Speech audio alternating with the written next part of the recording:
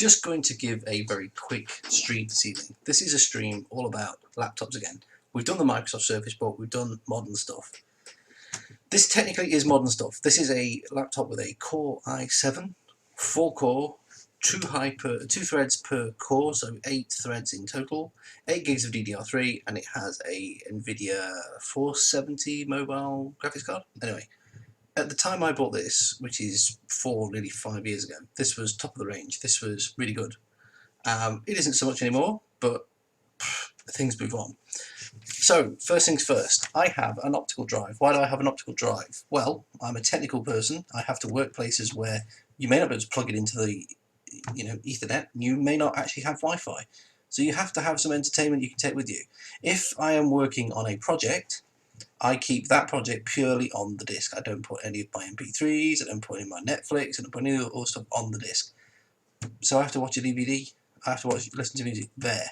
If it's going to be listened to at all, it's personal preference, but I also have a caddy to take a drive if I absolutely need it. I can take an internal drive. The reason for that is, of course, I want to carry this around. It's a laptop to carry around with me. So weight is important, but you see this is quite a wide laptop. Screens. I have a wide screen. Why do I have a wide screen? Well, I actually run Linux, and I prefer to run the i3 desktop manager. So my working environment is generally a text editor and a couple of terminal windows. With i3, I can divide this in less than half for the 2 terminal windows, the other side to the text editor, and I can do all my work straight there, no problem. I can change desktop if I need to. I can run Windows on it, no problem. Linux is where I am. i3 is what I'm running. This is perfect. The important thing here, though, is can you see the screen? This is not a glossy screen. This is a matte screen. Very rare to get a matte screen. So a glossy screen would reflect everything. You'd see me, everything in here. But can you see that's a perfectly black shadow?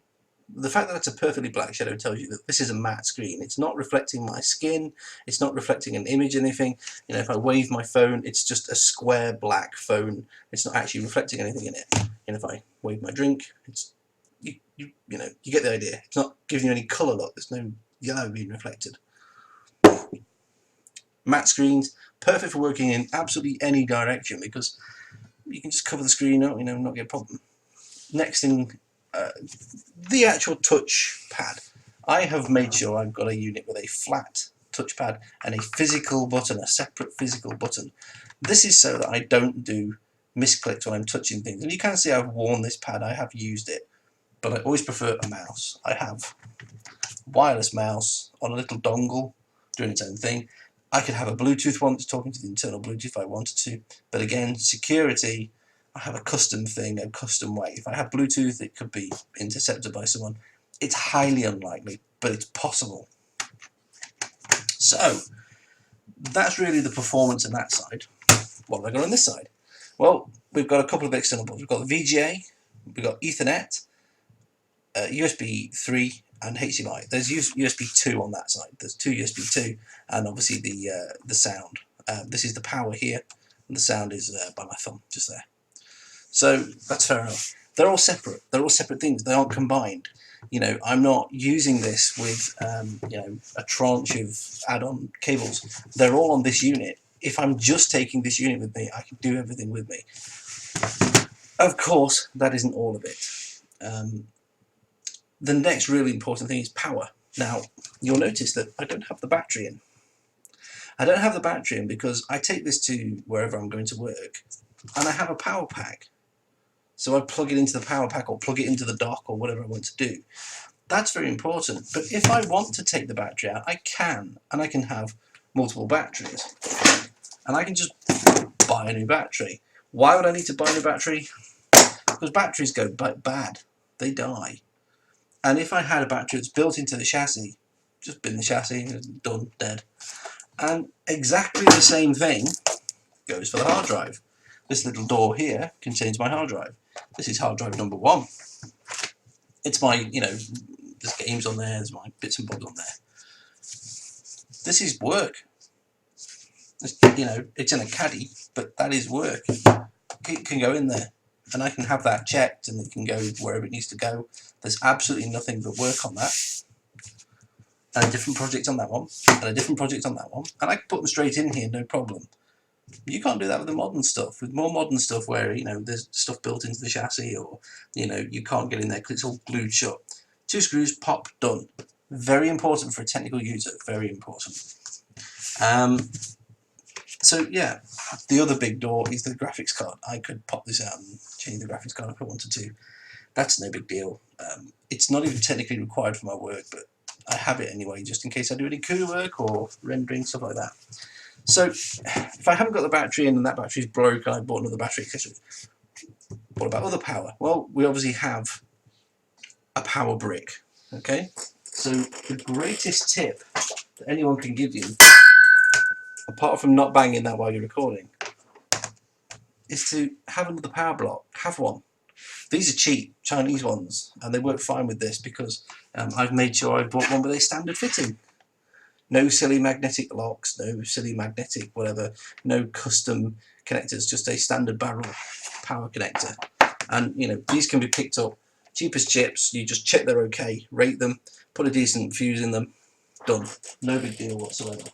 And the final thing, so you've got all your cables on board, you've got a nice keyboard, you've got a nice screen, you can handle your power, it's fairly light to carry around. Make sure it's a standard size so it can go in a standard neoprene case or whatever case you want. This is just a 17.1 inch standard cover. I can slip that straight in there and off I go, done. The other great things, of course, are, you know, I've got a card reader if I need to built in. I don't need to carry it with me. I've got a switch here to isolate the Wi-Fi. It's not a software switch, it's poof, it's off. I know if this is in my box, bag, even if it accidentally turns on, I know that there's no Wi-Fi on. I know it's not being talked to anyone. It's not turning on and connecting to the Wi-Fi on the bus, you know, it's just driven past me, etc. It's fine. It's not the prettiest thing, but it's actually quite chic actually. If you go anywhere, in fact I've actually had this pointed out to me this very week, this was the only machine in the room that was black and sleek. It looked like the Death Star, and a young chap came up to me. He must have only been 17, if that. He wasn't quite at university yet, so he was sub 18 for definite. And he said, "Cool, man. Oh man, I wish I could get a pure black. Oh, everything's white, everything's silver, everything shows up, everything."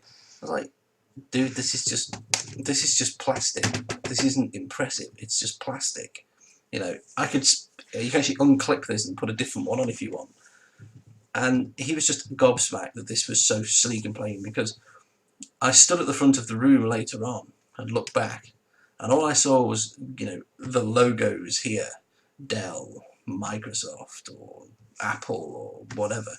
Predominantly Apple's, I'll admit. Just so silly. We've all seen the, you know, you want to think different? Well, this is the one. So what is this? This is actually, it's a generic unit. The battery is a standard battery for an Acer BL1. This is a BL1 chassis. It was made for me by PC Specialist, pcspecialist.co.uk, and it was, at the time of purchasing, sub £500. This was a Core i7, I forget which kind, 8 threads, 4 cores, 8 gigs of RAM, got the graphics card, had a 500 gig hard drive in it, sub £500. You can't beat that on quality. And you know, I have dropped this unit. Look, I've smashed that. That's the fan to the graphics card in there, the fan heatsink, and yeah, fine, works fine, no problem. Not designed to be rugged, but just is. It's just plastic and chunky and not delicate and not subtle, but it's still light. It's still easy to handle. It's far lighter than other stuff. It's obviously not lighter than the latest thing, but this is repairable. This is upgradable. This is malleable. This is a tool. It is not. It's not a posing item. It's just something to get on with, get working with, get stuff done with. So that's the end of this little review. 10 minutes. 10 minutes of ideas for you guys to think about. Good luck out there if you're buying anything. And remember, only spend what you can afford. But if you can't afford the best, Think about how you can upgrade it in the future. Think about in 6 months, in a year, can I put a bigger hard drive in it? Can I put a graphics card in it? Can I add the Bluetooth on a dongle? Things like that. Think carefully. Farted.